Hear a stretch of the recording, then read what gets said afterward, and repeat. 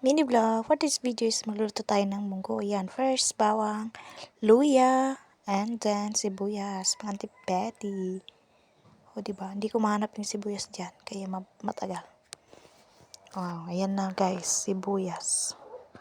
Tapos, kagayatin natin siya guys. For the gisa-gisa. Ayan. And then, linisan natin yung bawang. Garlic. Diba? Lulutuin natin mga anti pala is munggo. Gisang munggo. Ayan. Yan na yung bawang natin mga antipati. So, kagayatin na lang natin siya.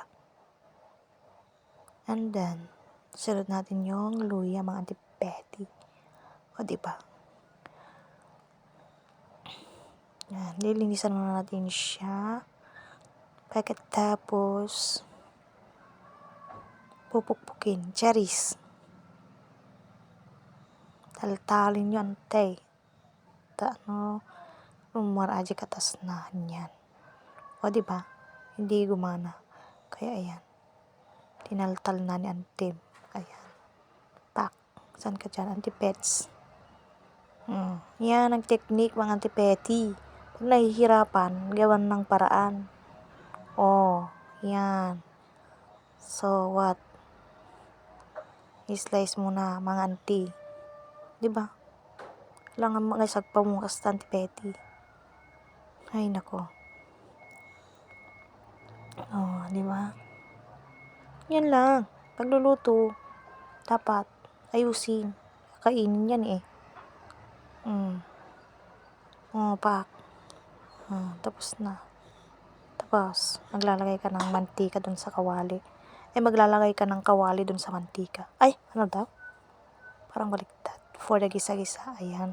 Hindi na natin pinakita yung paglalagay natin. Guys, basta yan na yan.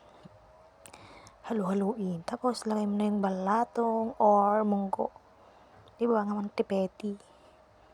Para naman may gisa-gisa mo na. Ayan. Halu-haluin lang.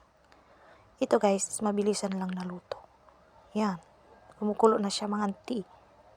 Tapos, ilagay na natin yung dahon ng malunggay. Malunggay para